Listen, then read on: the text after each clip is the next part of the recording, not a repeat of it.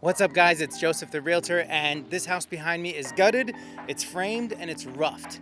And today I'm going to walk a few agents at Prestige Property Group through this house and teach them what to look out for in a house like this.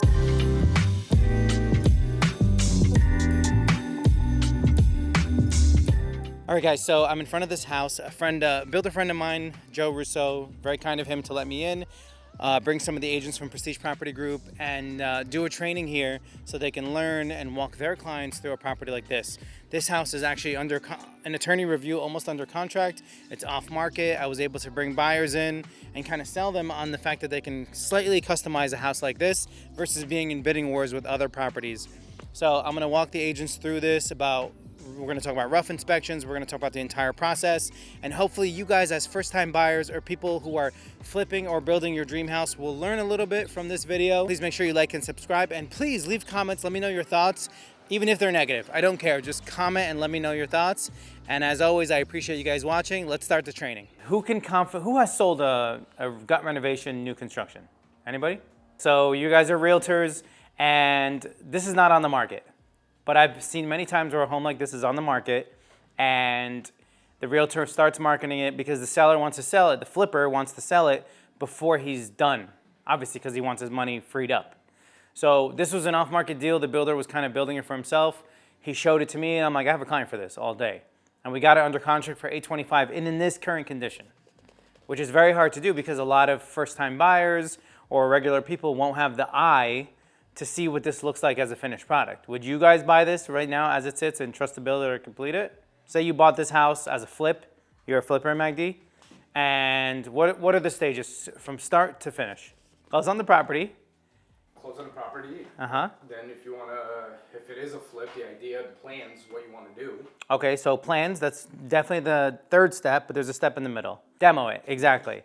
So you're gonna gut it to the beams, see what's going on, and then bring an architect in here and then work on the plans. You buy the property, you gut it, you pull a demo permit and you gut it, and then you bring an architect here and you decide what is the most square footage that you can build, what is the most you can expand. You look at the size of the lot, you look at everything, variances, setbacks, and a good architect will be able to tell you all those things and tell you this is the max you can go on the property line and this is the max you can go up. So this is the max square footage and the footprint that we have. All right, so the first step is you secure the property. The second step is you gut it, you get a demo permit, and you gut the whole house so you can see what's going on. Then you hire an architect, you bring him here, he does his measurements, he checks zoning and variances to make sure he can build the maximum footprint and square footage, right? So now you're at that stage, you figure out the design that you want and you know exactly what you're gonna do. What's the next step? Permits. But what do you need? What kind of permits do you need? Plumbing, electrical. Need the Full jacket. You apply for a full jacket, you need architectural plans, you need multiple sets, you need everything, right? You need a survey, you gotta do all that. Submit it as a complete package to the town, 2 to 3 weeks, sometimes 2 months to approve it. Once it's approved, either they make you make changes or they approve it. Once it's approved, what's the next step? What are we standing on right now? the foundation. Framing. You need to frame the house according to the plans. So you hire your framer, he comes in, he frames the house, right? A proper flipper will have a proper architect, and the proper architect will give you like the size of the windows. Is a good thing to get ahead of because right now windows are taking forever to come in. So you order your windows, you get your framer in, and he frames the entire house, right? What's the next step? You can't put anything in if there's water getting in. You got to put the roof on. So a lot of people will say create an envelope. And you create an envelope by installing the windows after the framing and putting the roof on, right? So now you have your envelope and you could work inside even if it's raining. So the next guys that come in, they usually don't like to work all at the same time, but who comes in next? Electrician. He does the rough for the whole house. What else? Plumber does the rough for the whole house. HVAC does the rough HVAC for the whole house. Siding, yeah, the window guy, whoever installs the windows, usually the framer. A lot of framers do siding too. That's part of the envelope. So you have your siding, you have your windows, you have your roof on, and then the house is framed. All the guys came in, HVAC did this, electrician did his rough, plumber did his rough. Now what do you have to do? You have to do installation, but you cannot do installation until you do this. You have to have inspection. Correct. You have to do, what's it called? The rough inspection. Rough inspection for electrical, rough inspection for plumbing, rough inspection for HVAC. What else? Framing. Perfect. Rough inspection for framing, fire rated insulation. You don't really, I mean, every town is different, but that's between floors is for multifamilies. But if you have a single family house, installation, and then what? They come inspect the installation, separate inspection from everything. And then so you pass all your rough, electrical, plumbing, HVAC, then you do your installation and you pass your installation inspection. When's the next time an inspector's coming here? For the final, correct. So that's the beautiful part. Once you pass your roughs, it's kind of smooth sailing for the builder. So sheetrock, right? Okay, so no inspector's coming here, and once you pass all your rough inspections and your installation inspection, you can sheetrock, and no inspector is coming here before that. Now, if you're a buyer's agent and you bring a buyer here, this is a great stage to bring a buyer in. Why? This is important because this is how you sell a property like this in this condition. You could show them how well the house is put together. Correct, you could technically see behind the walls. Yeah. Customizability. Customizability, incredible. Like what? They know what they're getting, but what are things you can customize when a house is in this condition? Give me examples. Finishes, for sure. What kind of appliances, for sure. Moving a stove is hard.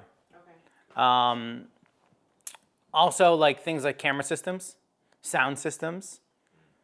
If a big upgrade that people do in new construction is Cat 6 or Cat whatever, the newest one, I think it's up to Cat 10 or whatever. The HDMI, all that stuff, the wiring. Some people want it by the TV. They want one there, they want one there, they want one upstairs, they want one in the bathroom. All that stuff. Pre-wiring for the cameras, amazing. Security system. So those are all things that you can customize. I'm going to put laminate floors in here because it's a flip. You want hardwood floors, we could still change that. You know what I mean? Blocking is another thing that people do. Like when you're putting a handrail here, people will take like a piece of wood and put it here. So they don't have to nail it to a 2x4, they can nail it to the blocking. That's something people do. Oh, for like towel racks. Yeah, exactly. So, all right, so I'm a buyer. Walk me through it, Mag. Do you have enough experience? You've sold enough homes. Me and you were here alone. Forget about everybody that's here. Magdi, I don't know, man. This house is just not done, and I don't know. I want to make an offer. I know we've been looking, and this is an opportunity for me, and I just don't see it. You know, I need the house to be completed a little bit more. Well, we can sit down and look at the different stages from here we are now to exactly where you want to get. But the upside of this, you can actually see what you want to do here. You know, if you want to put electrical outlets in specific areas, you want to move some things around a little bit, maybe even if there's anything for your convenience, installations of HD cables, speakers, and you can customize the house from the finishings to... Yeah, I like the idea of customizing it, but you know, what if we sign a contract and I give a deposit and he changes his mind? He doesn't do the upgrades that we talked about. How do I protect myself? Oh no, we're gonna make sure his ass does everything. How though? What, are you gonna beat him up? No. How do I protect myself, Magdi? Is there like some kind of sheet or something that... Is there some kind of sheet that kind of details? Well, we go over the spec sheets. That's right. And we can, our checklist, which is the spec. It's a spec sheet. And we can go over it, one by one. The point of this is to talk about the spec sheet. Spec sheet is very important because you guys need to know what's on the spec sheet, what you should look out for in the spec sheet. Spec sheet will talk about price per square foot of hardwood floors, price per square foot of the tile, price per square foot of everything. The budget, there's budgets for appliances. There's a $5,000 budget, there's a $12,000 budget. Who provides the spec sheet? The builder. Okay. The builder provides a spec sheet. What type of vanities are going in? Are they Home Depot vanities? Are they James Martin vanities? Are they custom built solid wood, soft closed vanities with custom countertops? And I pick my own faucets? Am I picking my own faucets? Do I pick my own kitchen sink? Kitchen sink, $300, 40,000. They go up to you can spend a lot of money, big difference. And if you don't set the tone, if you're selling a project like this, you don't set the tone, it could be a problem. My buyers for this property, first-time buyers, very nervous. They're renting in East Rutherford, but they need a house. We sent them the spec sheet, and the spec sheet had like $3, $4 a square foot for tile. So they decided to go to Floor & Decor and look at tile. And everything over there is like $7, $8. So they're concerned. So I said to them, hey, pick out the tile that you want, send me a picture, and I'm going to create a group chat with the builder, and we'll deep dive further into the spec sheet because we have time. The biggest thing is we have to secure this property so this doesn't come to market and 30 other people don't bid on it, and then dive into the spec sheet during attorney review, right? This makes the buyer comfortable, and it puts everybody on the same page. So we've sheetrocked the house. Now what? Finishes. Okay, what goes in after sheetrock? What do you do to the sheetrock? Spackle in first coat of paint, right? How many coats of spackle? Average. 2. 3. Sand and spackle, 3 coats, right? 1 coat of primer, right? Maybe 1 coat of white. Now what? At that point, they can come measure. They should have an idea for the kitchen based off the plans, but they always measure once the sheetrock and the floors are in. Why? Because that'll give them the accurate measurement of.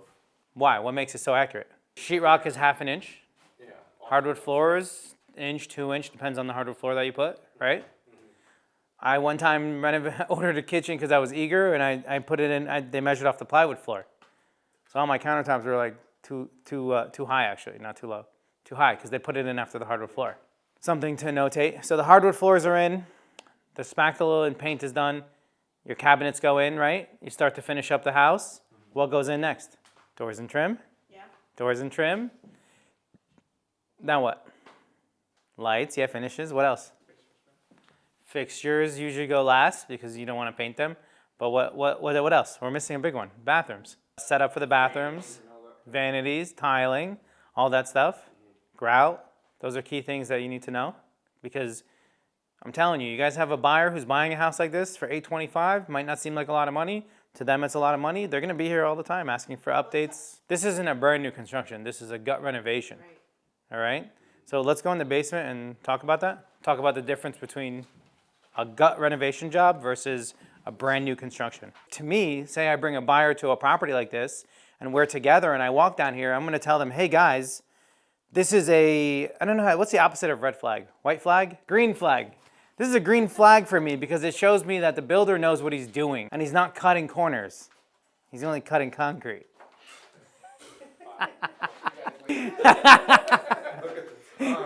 This is very important to me because this is something that most people who buy flips, they don't look at this. They don't do a sewer line inspection. If this is the cast iron that I'm looking at, I don't need to do a sewer line inspection. This shit is old as hell. No, you're gonna have a problem with this in 5 minutes. Brand new HVAC. What is that? Central air forced air? Is that just forced central air? That has the AC line. It's definitely AC, but is it heat too? All right, cool. It is heat. I'm just trying to see if you guys. It's central air forced air. Why? There's no other heating. What do you guys see that's heating? Black is gas lines. Anytime you see black, this is the gas line.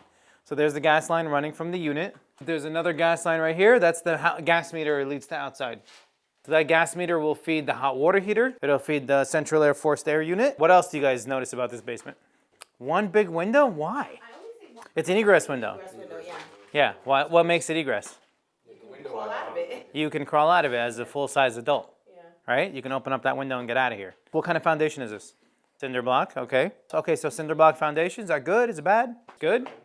What's better than cinder block? Poured concrete. What's worse than cinder block? There's brick, there's stone, there's cinder block, and there's poured concrete. Those are the types of foundations that you guys should know about. So these are all things that when you walk your client through the house, you explain to them like, hey, this is a cinder block foundation. Oh, cool, he put an egress window in. So if we were to finish this basement, depending on the town, they'll count this as square footage. Oh, he cut the concrete so that he could properly put a new waistline in. There's the old waistline. That's what he replaced. What else? You guys are missing a big one. That's weird, you know, this basement seems small. And upstairs seems so much bigger than this basement. Why is half blocked off? Are you talking about that big hole over there in that corner? Let's take a look, shall we? What is this, guys? You guys don't know what this is? No. Crawl space, thank you. What's a crawl space to a township or a builder? Why did they do a crawl space? Why? Why is there a crawl space here? When you build square footage, right? You can't just build square footage on top of soil, right? You have two options. You can expand the entire basement and build out an entire basement, or you could do something called a crawl space, because this basement ain't bad. I would have done the same thing.